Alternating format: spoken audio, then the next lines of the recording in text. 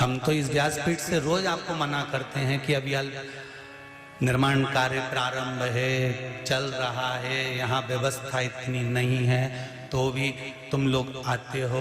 तो ये सीहोर वाले प्रदीप जी मिश्रा के भरोसे पर नहीं आते, तुम अगर आते हो तो मेरे कुबेर भंडारी के भरोसे पर आते हो। उसको धोख लगाने के लिए, उसको प्रणाम करने के लिए, उसको नमन करने के लिए। सामर्थ्यता हमारी नहीं है, दिल से उसका भजन करो, स्मरण। बस मेरे बाबा को दिखावा प्रिय नहीं है। आपने पूरे कुबेरेश्वर धाम में घूमकर देखना, कहीं दिखावा नहीं मिलेगा तुमको। जैसा यहां से बोलते हैं वैसा की वैसे आपको मां मिलेगा, खिचड़ी प्रसाद मिलेगा, दर्शन नहीं है, मूर्ति कंकर शंकर है, जो है सामने।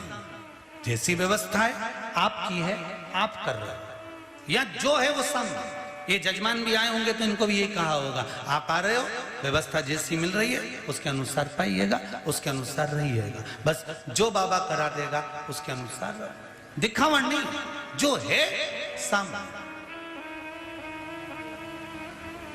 शिव तत्व ही है। एक शिव कथा का बड़ा सुंदर एक संवाद है। पंचाल देश का राजा सिंह केतु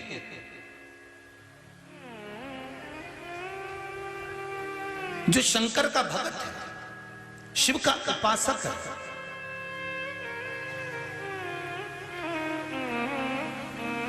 इसके दो शौक हैं। एक शंकर जी के मंदिर में जाकर भगवान शिव के ऊपर रखी हुई निर्माल्य को विसर्जन करना, दूसरा शिकार करना।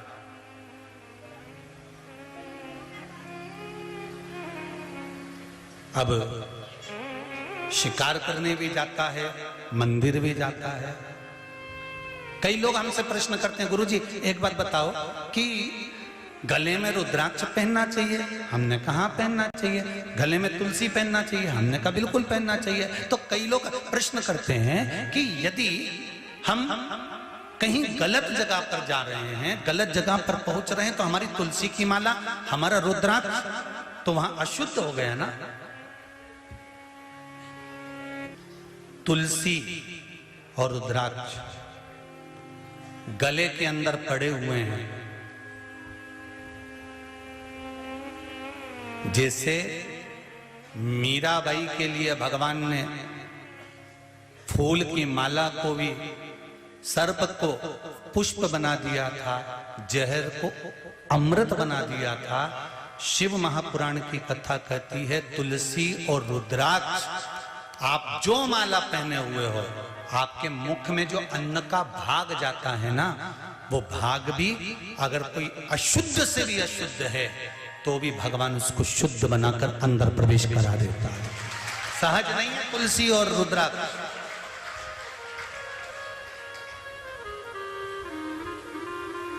जिस तुलसी और रुद्राक्ष को हम धारण करते हैं वो हमें बचाने का प्रयास करता है गलत कर्म से, गलत जगह से बचा लेता है। शिव कथा कर रहे हैं, शंकर भगवान का स्मरण कर रहा है। राजा सिंह केतु शंकर भगवान के मंदिर में जाते और निर्माल्य उठाकर विसर्जन कर कर आते। शंकर के मंदिर का स्मरण करते, पूजन करते, भजन करते, कीर्तन करते, स्मरण करते। और साथ में उनका एक शौक था शिकार का। आज शिकार पर निकले और शिकार पर निकलते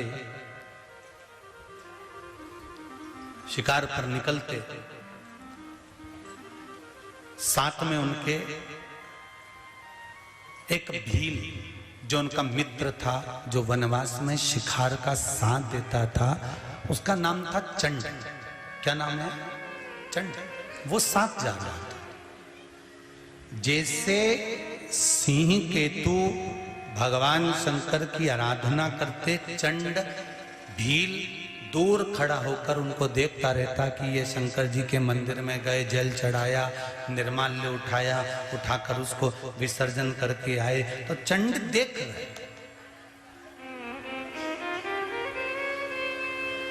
शिव महापुराण की कथा कहती है, आप अगर जल चढ़ाने के लिए शंकर जी के मंदिर में जा रहे हो, आप अगर शंकर जी के मंदिर में बेलपत्र चढ़ाने के लिए जा रहे हो, आप शंकर जी के मंदिर का गुणगान करने के लिए जा रहे हो, श्री शिवाय नमस्तुभ्यम का जाप करने जा रहे हो, पंचाक्षर मंत्र नमः शिवाय का जाप करने जा रहे हो, षडाक्षर मंत्र ओम नमः शिवाय का जाप करने के लिए जा रहे हो, तुम्हें देखकर ये निश्चित है जो मंदिर नहीं भी जाता होगा और धीरे धीरे देवाधिदेव महादेव ने आपका हाथ पकड़ा होगा, धीरे धीरे उन्नति की सीढ़ी पर जब आप चढ़ना प्रारंभ करे होंगे तो ये निश्चित है कि कोई ना कोई आप पर ध्यान रखा होगा। और वो अगर मंदिर नहीं भी जाता होगा और बाबा देवाधिदेव महादेव ने अगर आप पर कृपा करना चालू कर दी तो वो भी मंदिर जाना प्रारंभ कर दिया, ये निश्चित है उसमें।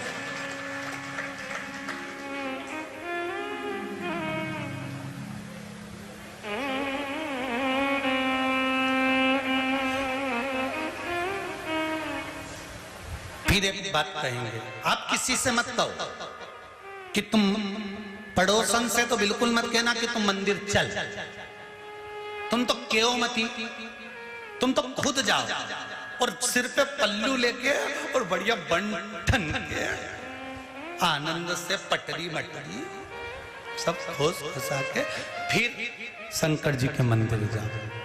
1 दिन 2 दिन 4 दिन 8 दिन 10 दिन 15 दिन तुम जाओ तो सही, 15-20 दिन में जब बाबा तुमको खुशियां देना प्रारंभ करेगा तो पड़ोसन खुद तांबे के लोटो को मांझ के वो भी चली जाएगी। तुम काय को टेंशन लेते हो, तुम तो तुम्हारा कर्म करो, बस अपने कर्म में पीछे नहीं हटना, हमें अपना कर्म करना, हमें पीछे नहीं हटना कि हम तो अपना कर्म करें। आग लगे बस्ती में अपन रहो मस्ती में, क्या किसको रोइए चादर तान के सोइए। आप अलमस्त होकर जाए, वो आगे वो निभाए।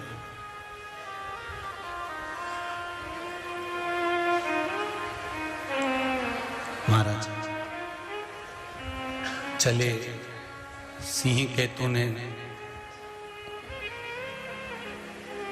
पूरे शिकार के समय पर चंड भील उसको देख रहा, सिंह केतु आगे निकल गए, चंड भील एक टूटा फूटा सा एक मंदिर था जिसके शिखर का भी ठिकाना नहीं था, दीवालों का ठिकाना नहीं था, चारों तरफ से टूटा फूटा था और खूब सारी उस पे बेल लग रही थी, खूब सारी बेल।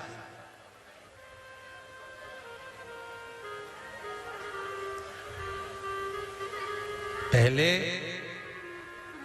शंकर जी के जितने ओटले थे, जितने मंदिर थे, इन मंदिर और ओटलों के फोटो अगर पुराने हों तो निकाल कर देखना।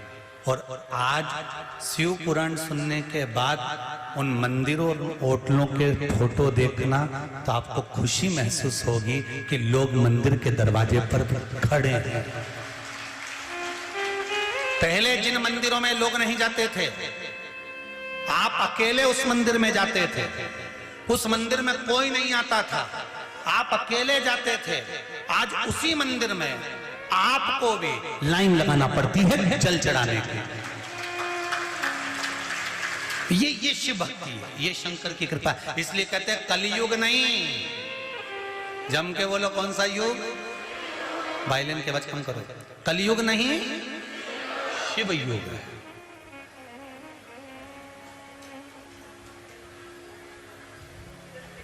ये साधारण सा युग नहीं आया है।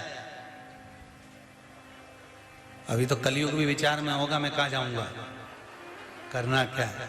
कलयुग को भी टेंशन है कि सतयुग आया, त्रेता आया, द्वापर आया, राज्य तो हमारा आया था, किसका, अरे जम के तो बोलो, कलयुग का। पर कलयुग को क्या मालूम था कि बीच में सप्लीमेंट ही आ गया और ये शिवयुग बीच में आ गया। और केवल शिवयुग ऐसे ही नहीं आ गया, नीचे से लेकर ऊपर तक बड़े बड़े सिंहासन पर बैठे हुए राजा भी आज शंकर का गुणगान कर रहे हैं, शिव मंदिर में जाकर शंकर का स्मरण कर रहे हैं, शंकर की पूजन कर रहे हैं। साधारण नहीं है।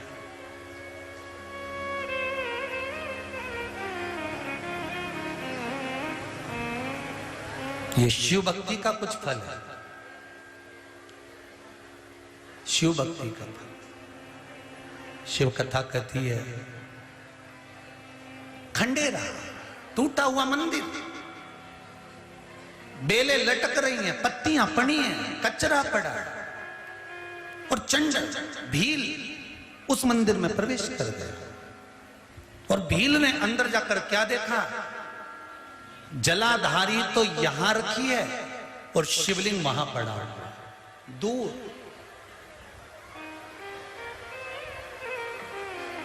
शिवलिंग दूर पड़ा हुआ। और जब दूर पड़े हुए शिवलिंग को देखा चंड ने, भील ने उस शिवलिंग को उठा लाया, उठाकर लेकर गया।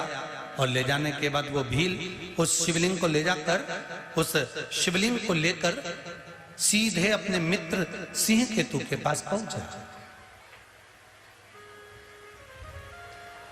अब एक संशय मेरी माताओं के मन में आ जाता है, ध्यान देना जरा। एक संशय मेरी माताओं के मन में आता है कि हम जिस मंदिर में जाते हैं उस मंदिर में अगर मान लो किसी मंदिर में नंदी नहीं है और नंदी रख दो तो कोई दोष लगेगा? अरे बोलो तो सही नहीं। किसी मंदिर में हमने अगर बल्ब बंद हो गया, लाइट नहीं है, तो हम बल्ब लगा सकते हैं। शिव मंदिर में अगर शंकर भगवान का शिवलिंग रखा हुआ है और वहां कोई व्यवस्था तुमको करना है तो कोई दूसरे के आस लगा कर बैठोगे क्या कि वो व्यवस्था कर कर जाएगा? देवाधिदेव महादेव से कहकर जाना कि किसी शंकर के मंदिर में अगर कोई काम हो रहा है और हमारे माध्यम से अगर शंकर के मंदिर में एक ईंट भी लग जाए तो ये शिव की कृपा ही होगी, वो भंडार भरने वाली, खाली नहीं जाता।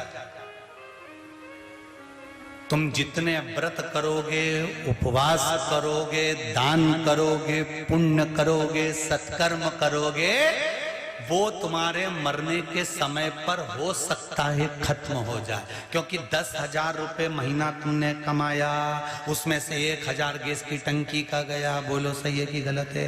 1,000 रुपए ट्यूशन में गया, 1,000 रुपए सब्जी में गया, 1,000 रुपए दूध में गया, 1,000 रुपए बीमारी में गया, 1,000 रुपए ट्यूशन में पहुंच गया, किराया मकान का किराए में चले गया। तो तुमने जो 10,000 रुपए महीना कमाया, तुम्हारा खर्चा तो बढ़ते गया, बढ़ते गया, बढ़ते गया, और मालूम पड़े ऊपर से कर्जा हो गया। उसी तरह तुमने व्रत करा, पुण्य कमाया, तुमने तप करा, पुण्य कमाया, भजन करा, पुण्य कमाया, सत्यनारायण जी की कथा कराई, पुण्य कमाया, भागवत सुनी, पुण्य कमाया, शिव पुराण सुनी, पुण्य कमाया। तुमने पुण्य तो बहुत सारा इकट्ठा करा, 10,000 रुपए महीने जैसा कमा कर रखा, पर तुमने पाप भी तो करा। किसी को गलत दृष्टि से देख लिया, पुण्य गया।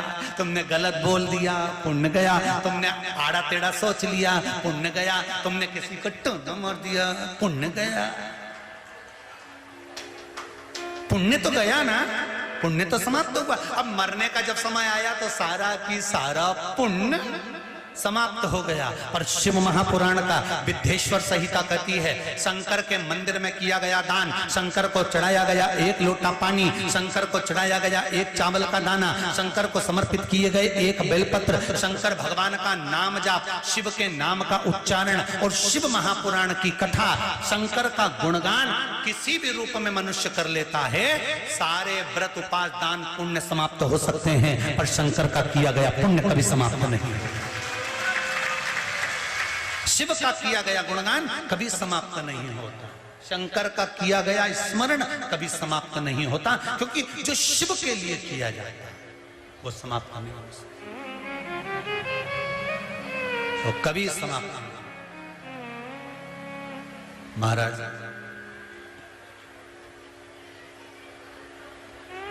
सिंह केतु से कहा, भील चंड सुनो, सिंह केतु वो एक शिवलिंग मिला है मेरे को, और वो जलाधारी से दूर पड़ा हुआ था और मैं उस शिवलिंग को लेकर आ गया हूँ, उठा कर लाया हूँ, आप देखो कैसा है। सिंह केतु ने कहा, शिवलिंग तो शिवलिंग है, हम ये तो नहीं कह सकते कि ये अच्छा है वो बुरा है। शिवलिंग तो शिवलिंग है, कंकर शंकर है, भले वो कोई भी कंकर, कोई भी। हम ये नहीं कह सकते कि ये गलत है कि ये अच्छा है। और अच्छे से सोच लीजिए, बहुत ध्यान लगाना इस कथा पर।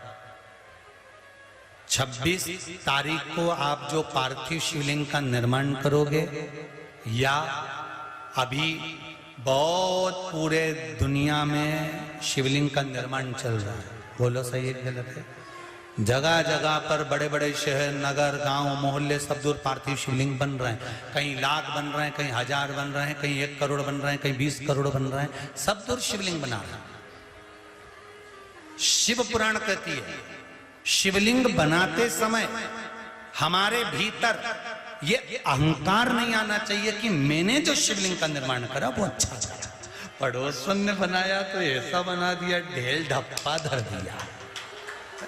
नहीं, पड़ोसन ने तो नंदी नहीं बनाया, पड़ोसन ने तो ये नहीं बनाया, पड़ोसन ने तो जलाधारी सही नहीं बनाई, पड़ोसन ने तो सांप सही नहीं बनाया, पड़ोसन ने तो ये सही नहीं बनाया। नहीं,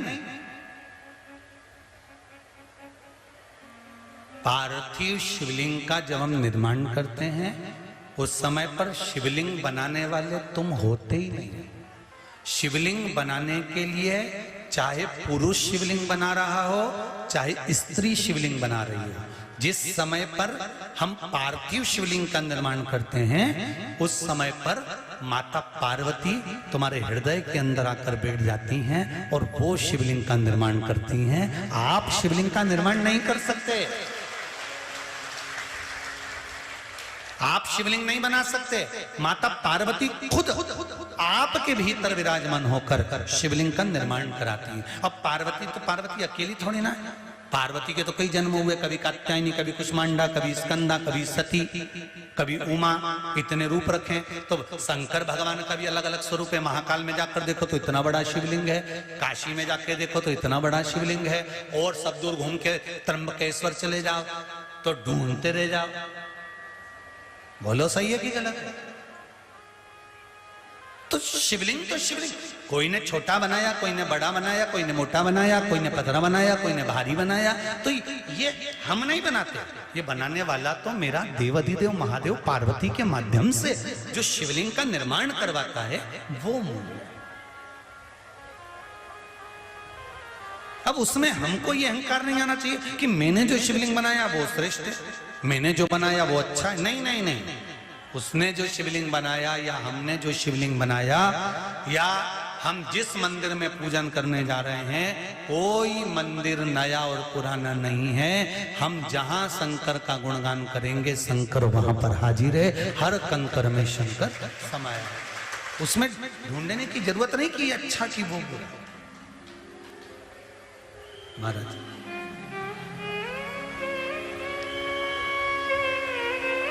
हम उसको ढूंढ रहे हैं। शिव पुराण कर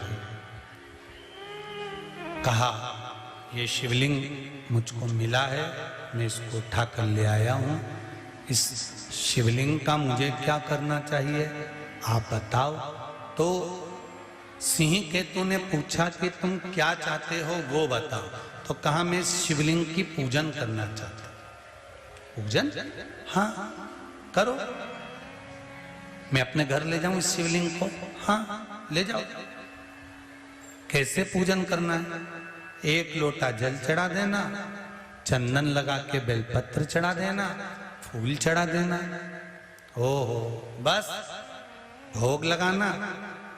बाबा की जम के बोलो जरा आरती उतार देना।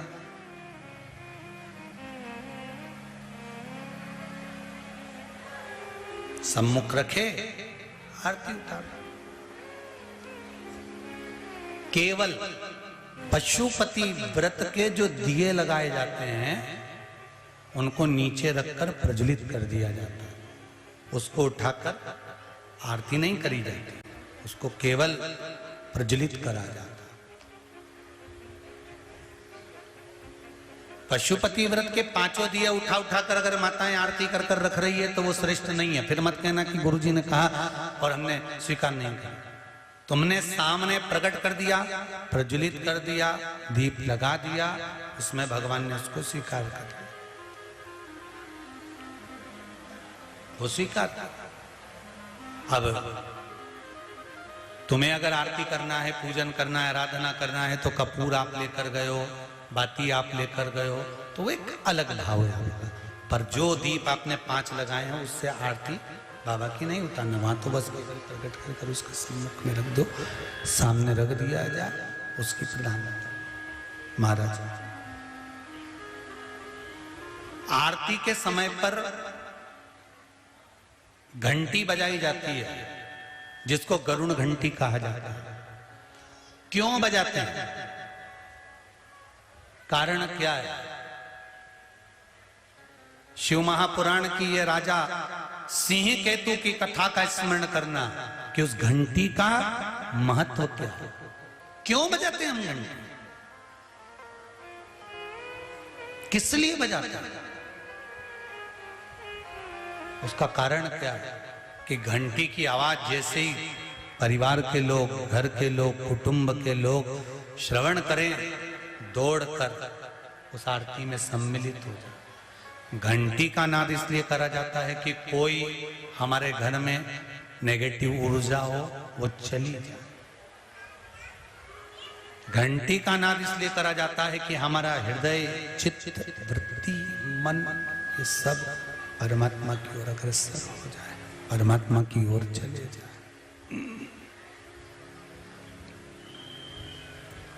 उनकी अविरल भक्ति की ओर अग्रसर हो जाए।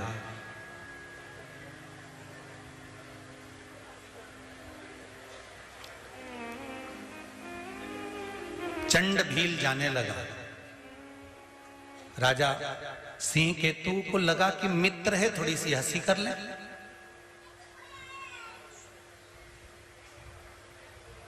और हंसी उड़ाने के चक्कर में, थोड़ी सी हंसी करने के चक्कर में सिंह केतु ने कह दिया, जा रहे हो ऐसी पूजन कर लेना। और सुनो, शंकर भगवान को प्रतिदिन ताजा चिता की भस्म लगती है, चढ़ा। कैसी भस्म? ताजे चिता की भस्म लगती है शंकर भगवान को चढ़ाना। उसने कहा ठीक है, और वो भक्ति में डूब गया। समय आया, 15 दिन 20 दिन वो घर में पूजन करता रहा। उसकी पत्नी भिलनी, जो पूजन करना नहीं जानती थी, आराधना करना नहीं जानती थी, भजन करना नहीं जानती थी, कीर्तन करना नहीं जानती थी, मंत्र जाप करना नहीं जानती थी, स्मरण करना नहीं जानती थी, नाम जाप करना नहीं जानती थी, शंकर भगवान को पहचानती तक नहीं थी। उसकी पत्नी धीरे धीरे धीरे धीरे कर कर सीख गई, धीरे धीरे कर कर सीखी। अब पति और पत्नी दोनों मिलकर शंकर भगवान की आराधना कर रहे हैं। पति भी कर रहा है, पत्नी भी कर रही है, दोनों आराधना कर रहे। बाबा सब दुख काटो मारा, ओ बाबा सब दुख काटो मारा, शिव शंकर जपो तेरी माला, भोले बाबा जपो तेरी माला, भोला सब दुख काटो मारा, ओ सब दुख काटो मारा। महाराज भिलनी भी भगवान शंकर की आराधना में लग गए, भील भी भगवान शिव की आराधना में लग गए। एक दिन भिलनी ने पूरी पूजन की थाली तैयार करके रख दी।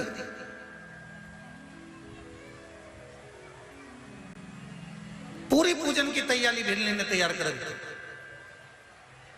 पति आया, चंड ने आकर देखा इसमें भस्म तो है ही नहीं। पत्नी बोली, आज चिता की भस्म नहीं मिली, मैं गई थी शमशान, भस्म नहीं मिली, भस्म नहीं मिली, मैं जाता हूं लेकर आता हूं। और देखो वो चंड भील गया भस्म लेने के लिए, जैसे शमशान में पहुंचा, गया जैसे ही पहुंचा, जाकर देखा तो वहां भस्म नहीं थी।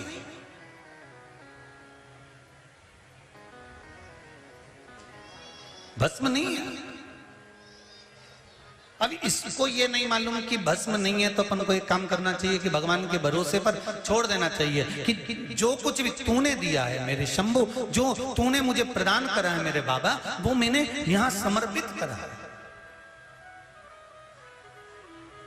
अगर कोई वस्तु नहीं है तो हमें देवाधिदेव महादेव को चावल का जब दाना चढ़ाए तो चावल के दाने को चढ़ाते समय कह देना चाहिए पत्रम पुष्पम समर्पया।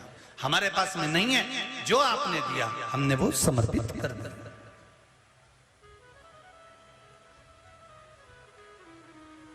अब भस्म नहीं, पति गया देखने के लिए, लौट कर आया। वापिस जब लौट कर आया, आकर देखा उसने तो क्या देखता है कि चिता की भस्म तो नहीं मिली, तो आंख में आंसू भरकर, आंख में जल भरकर घर पर बैठकर भगवान के सामने शिवलिंग के सम्मुख में रो रहा था। पत्नी ने पूछा हुआ क्या, ये तो बताओ। आज भस्म नहीं मिली, भस्म नहीं मिली तो मत मिलने दो, क्या दिक्कत है, हम एक काम करते हैं कुछ और चढ़ा देते। नहीं नहीं, मेरा नियम टूट जाएगा, भस्म तुम्हें चढ़ाऊंगा। तो भस्म कहां से आई? पत्नी ने समझाया पति को। पति बोला मैं मर जाता हूं, अगर तुम चले जाओगे तो भस्म कौन चढ़ाएगा फिर शिव को। इतने में धर्म पत्नी ने कहा एक काम करते हैं, अपन एक काम करते हैं। क्या? एक काम करें, ये मकान, ये घर पुराना हो गया है, इस घर में मैं आग लगाती हूं और इस घर के अंदर मैं प्रवेश कर जाती हूं। मैं जब जलकर भस्म हो जाऊं तो मेरी भस्म तुम शिव जी पे चढ़ा देना, और भिलनी मकान की 3 परिक्रमा कर कर घर में आग लगाकर उस घर में प्रवेश करने को तैयार हो गई। पर पति कहता है कि ऐसा मत करो। क्यों ऐसा कर रही हो? भस्म का अपन इंतजार करते हैं, कहीं ना कहीं भस्म तो प्राप्त हो ही जाए, कहीं ना कहीं भस्म तो प्राप्त हो ही जाएगा। पत्नी ने इंतजार करा, पति ने इंतजार करा, पर भस्म नहीं आई, भस्म प्राप्त नहीं हुई। पत्नी ने फिर पति को समझाया, भिल्ली ने मकान में आग लगाई, प्रवेश कर गई, भस्म तैयार हुई। पति आंख में आंसू भरकर शंकर भगवान के शिवलिंग पर भस्म चढ़ा रहा था।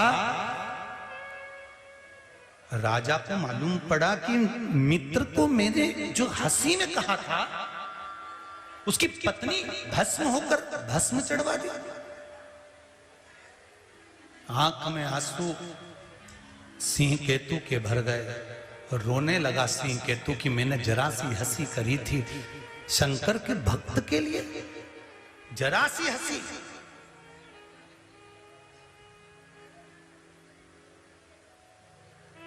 और दुनिया जिस पर हंसती है, दुनिया जिस पर उंगली उठाती है, दुनिया जिस पर हंसती है, दुनिया जिसका उपहास उड़ाती है, दुनिया जिसकी ठिठोली करती है, एक दिन वही देवतुल्य बनकर जगत में पूजा जाता है। जिसकी हंसी उड़ी, जिसके ऊपर उंगली उठाई। हनुमान जी महाराज लंका में गए, लंका में जाते से हनुमान जी महाराज को जब बंधन में बांध लिया, और बंधन में बांधने के बाद हनुमान जी की जो हंसी उड़ना चालू करी, अरे ये बंदर, ये बंदर, ये बानर कर कर कर लोग ताली बजाएं, हंसे, डोंडी बजाएं, नगाड़े बजाएं, बंदर बंदर कर कर हनुमान जी को पुकारने लगे, हनुमान जी को छेड़ने लगे। कोई हनुमान जी को यहां से पकड़े, कोई वहां से पकड़े, हनुमान जी की हंसी उड़ने लगी। और फिर लंका में जब हनुमान जी ने अपना जो स्वरूप वृद्धि करी, जो रूप बनाया, जो विशाल रूप का दर्शन कराया, तो सारे लंका पुरवासी हाथ जोड़ के थाली ले लेके आ गए। ये तो कहीं का देवता है, ये कहीं का देवता है। उड़ाए, दुनिया के लोग हंसी उड़ाए। अब शब्द कहने वाले कहते रहे, ताने देने वाले देते रहे, आड़ा टेढ़ा कहने वाले कहते रहे। ये दुनिया की रीत है, कहने वाला कहता रहेगा। अब सिंह केतु ने हंसी उड़ाई, पत्नी उसकी मर गई, प्राण छूट गए, भस्म चढ़वाई। भले सिंह केतु ने चढ़ाई कि नहीं चढ़ाई, कभी चढ़ाया कि नहीं चढ़ाया मालूम नहीं, पर उसने इसके वचन पर विश्वास रखकर भस्म चढ़ाई। और चढ़ाई, पत्नी मर गई, उसकी भस्म शंकर भगवान को चढ़ाई। बस चढ़ाने के बाद इसका नियम था, आरती करता था और आरती करने से पहले घंटी बजाता था। घंटी बजाते समय सबको आवाज लगा देता था, सबको बुलाता था कि मेरी काकी आ जाओ ने, काका आ जाओ ने, बुआ आ जाओ ने, फूफा आ जाओ ने, नाना आ जाओ। आज भी हमारे यहाँ आरती करते समय नियम है कि घर का व्यक्ति जब आरती करता है फिर परिवार के लोग आ जाते हैं, आरती की थाली उसको दे दी जाती है, फिर कोई आ गया उसको दे दी जाती है, फिर उसको दे दी जाती है। बोलो सही है कि गलत है? हमारे यहाँ सत्यनारायण भगवान की पूजन करो तो आरती की थाली बदलती रहती है। तुमने आरती करी, उसके बाद उसको दिया, उसके बाद उसको दिया, उसके बाद उसको दिया, बदलती चली जाती है। कहीं काका जी ने, बुआ जी ने, चाचा जी ने, नाना जी ने, फूफा जी ने, सबने आरती कर कर कर आरती की थाली को बदलते जाते हैं। कई लोग हंसते भी होंगे कि ये सनातन धर्म में ये कहाँ का प्रपंच है कि एक जनी आरती करते करते इसको दे दिया, इसने आरती करी उसको दे दिया, उसने आरती करी उसको दे दिया, उसने आरती करी उसको दे दिया। आखिर क्यों, किस लिए, क्यों गरुड़ घंटी का नाद किया जाता है, क्यों आरती में सबको बुलाया जाता है? तो इस सिंह केतु के मित्र चंड भील ने रोज का नियम था कि भगवान की आरती करते समय सबको बुलाता, सबको बुलाता था। तो इसने सबको बुलाना चालू करा। सबको बुलाते बुलाते इसका नियम था, आखिरी में पत्नी को आवाज लगाता था कि सुनो आरती प्रारंभ हो रही है, आ जाओ, जल्दी आओ। और आज ये भूल गया कि मेरी पत्नी तो जलकर भस्म हो गई थी। बस आरती की थाली हाथ में थी और चंड ने पुकारना प्रारंभ करा, सुनती हो देवाधिदेव महादेव की आरती प्रारंभ हो रही है, जल्दी आओ, जल्दी आओ। और आरती शुरू हुई। भगवान शंकर के शिवलिंग के ऊपर दीप की बाती जाती है और पत्नी दौड़कर जले हुए मकान में से बाहर निकल कर आ जाती है। धधकते हुए उस अग्नि में से पत्नी निकलकर बाहर खड़ी हो जाती है।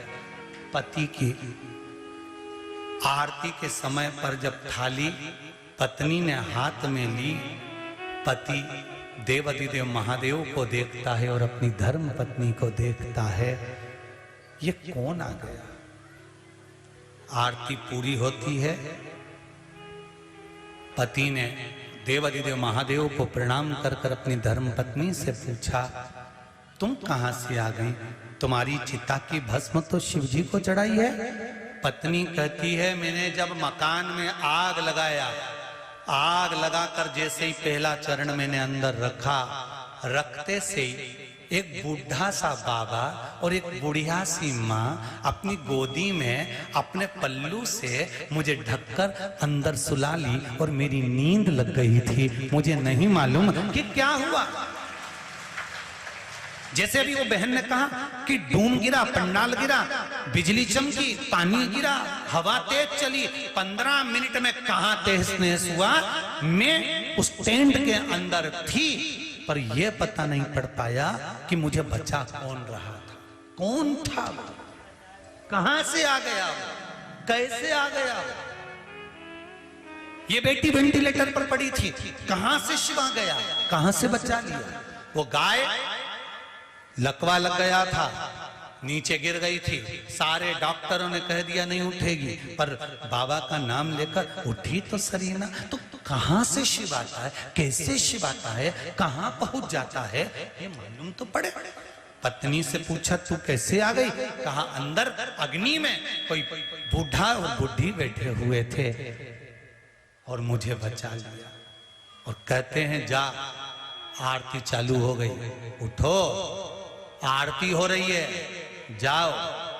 मेरे घर के बेटा और बेटी से निवेदन है, मेरे घर के बुजुर्गों से निवेदन है, मेरे घर की बहुओं से, घर के युवान बेटा बेटियों से निवेदन है, जिस समय तुम्हारे घर में आरती की आवाज आए, तुम नहाए कि ना नहाए, तुमने स्नान करा कि नहीं करा, उस आरती के समय पर उस दिए की एक झलक पाने के लिए माँ के सामने, उस भगवान के सामने जाकर खड़े हो जाना।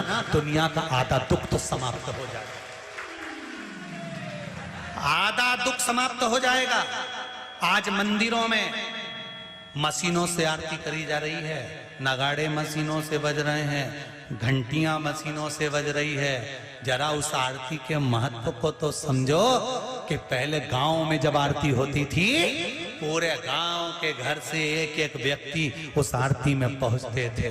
सब नहीं जा पाते थे तो एक घर का व्यक्ति पहुंचता था। क्यों पहुंचता था? कि जब वो आरती में से आता था तो आरती की बलैया लेकर जब वो घर में पहुंचता था, उसके आरती की बलैया लेते समय हाथ में जो आंच लग जाती थी, कपूर की लो लग जाती थी, वो घर के जिस अंग पर, घर में जहां जहां वो हाथ लगता था, उस घर से हला बला सब चली जाती थी। क्यों कहते हैं कि आरती में जाओ? क्यों कहते हैं कि घर में आरती हो तो मंदिर नहीं जा सकते, तो घर की आरती को अपनी खिड़की में से झांक कर तो देख सकते हो, फिर जाके सो जाना। पर आरती हो उस समय पर एक झलक उस दीप की मात्र देख लेने से भी दुख समाप्त हो जाता है। ना जाने कितने कितने दुख अपने आप समाप्त हो जाते, अपने आप खत्म हो जाते, कितने दुख अपने आप मिट जाते हैं अपने।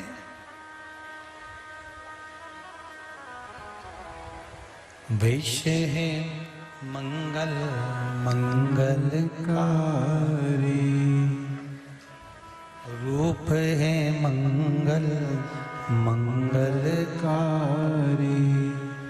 अवधूत नाम तुम्हारा, भोला सब दुख काटो मारा, ओ भोला सब दुख काटो मारा। ये मानव का शरीर मिले भगवत स्मरण के लिए, भगवत कीर्तन के लिए।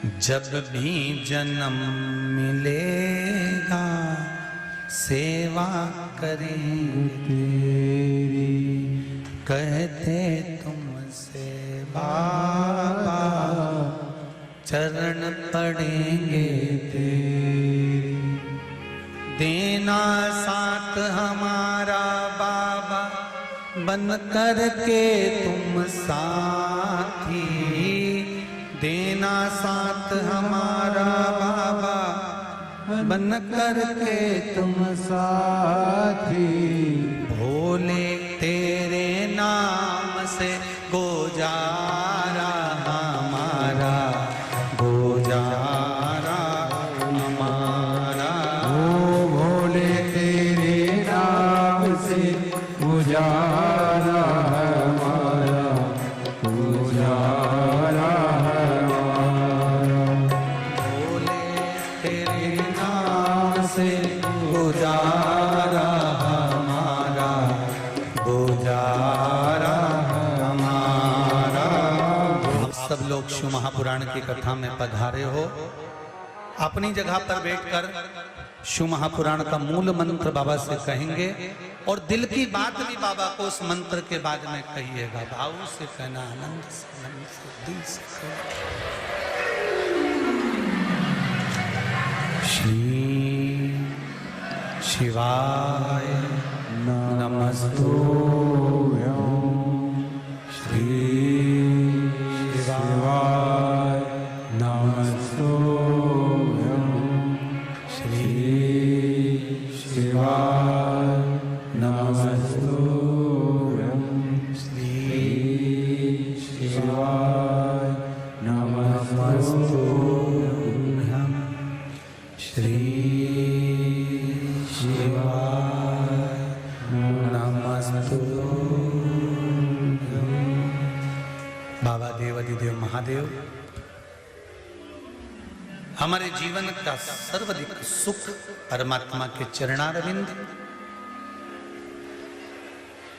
माता पार्वती जी की कथा कर रही है, शिव महापुराण वर्णन कर रही है, शिव जी की कथा कर रही है। तारकासुर के 3 बेटे तारकाक्ष, विदुम्माली, कमलाक्ष की तीनों समाप्त हो जाते हैं। बाबा देव, अधिदेव, महादेव, कुबेरेश्वर महादेव पशुपति नाथ के रूप में विराजमान हो जाते हैं।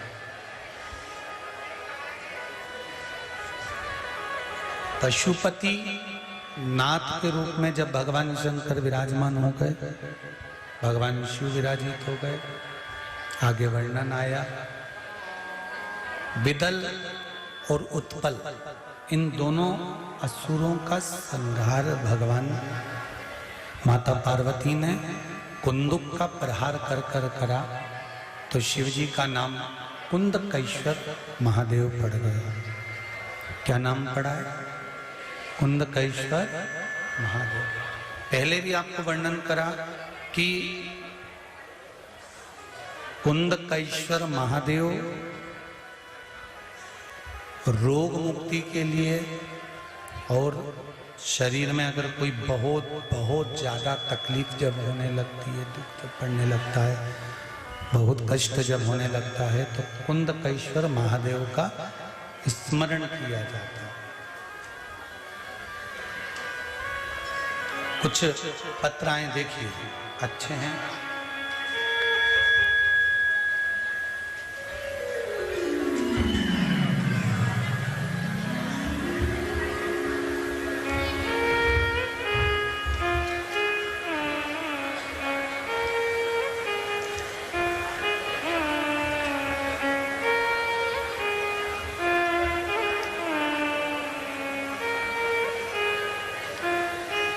पुष्पा सेन इंदौर से हैं, कहीं बैठी हो तो हाथ हिला सकती हैं।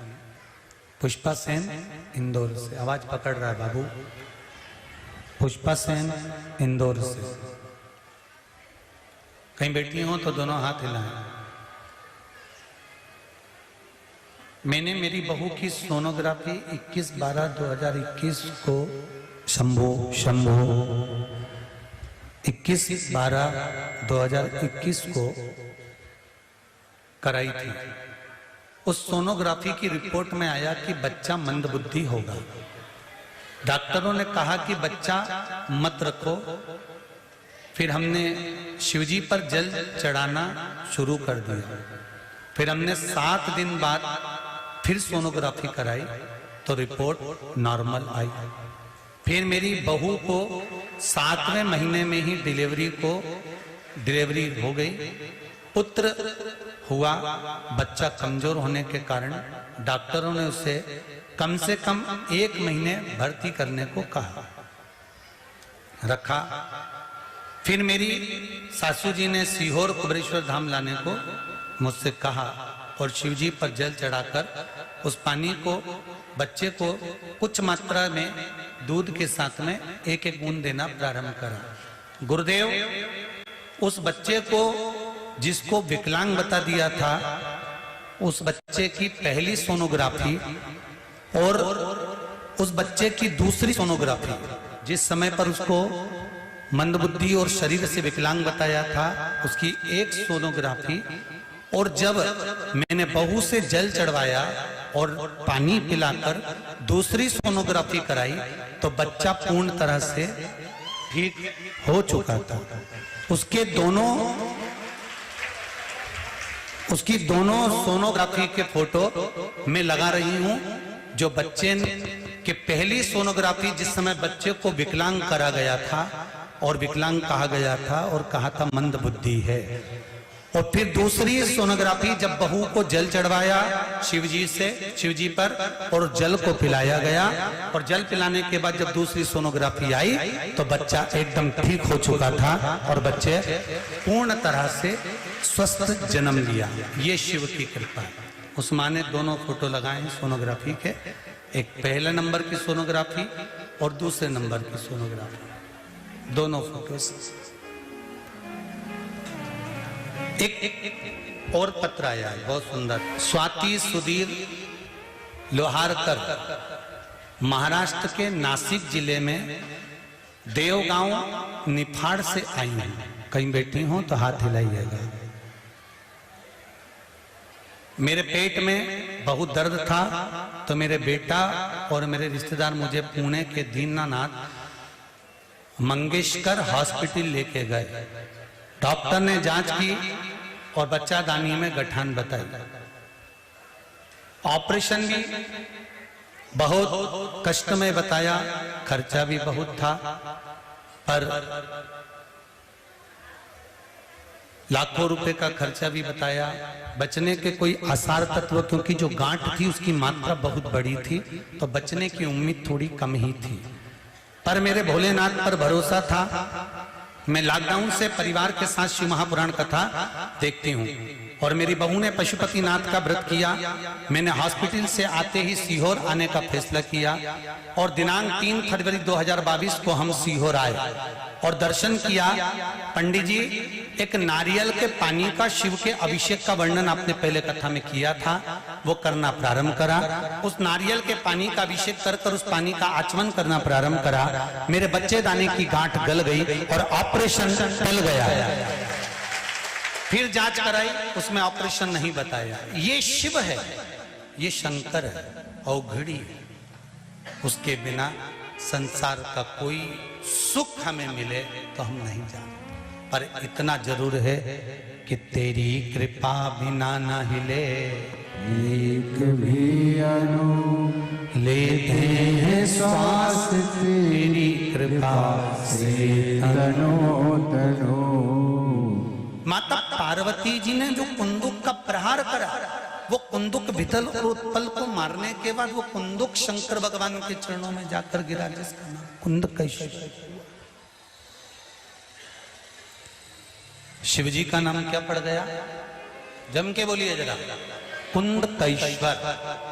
हम पहले भी कथा में कहे, आज फिर कहते हैं, शंकर जी के मंदिर में जाओ और मान लो तुम्हारे शरीर में कोई रोग है, बीमारी है, तुम दवाई खा रहे हो, दवाई खाओ, मना नहीं है। डॉक्टर को दिखाओ, मना नहीं है। सारी जांचें कराओ, मना नहीं है। पर कर्म करते करते करते करते थोड़ा सा विश्वास शंकर पर भी रखो। हम ज्यादा नहीं कर रहे, हम तो कर रहे हैं, थोड़ा सा भी रख लोगे, थोड़ा सा अचार थाली में स्वाद ला देता है, थोड़ा सा बघार दाल में स्वाद ला देता है, थोड़ा सा जामन दही जमा देता है, तो थोड़ा सा तुम्हारा विश्वास ये निश्चित है कि जो बीमारी है उसको समाप्त कर कर मानेगा, ये निश्चित था। आप थोड़ा सा विश्वास रखो, ज्यादा भी नहीं रख सकते तो थोड़ा तो रख सकते। जाओ उसके दरवाजे पर, उसकी चौखट पर, उससे विनती करो, उससे निवेदन करो, उसके चरणों में जाकर विनय करो, सुनेगा। थोड़ा सा विश्वास।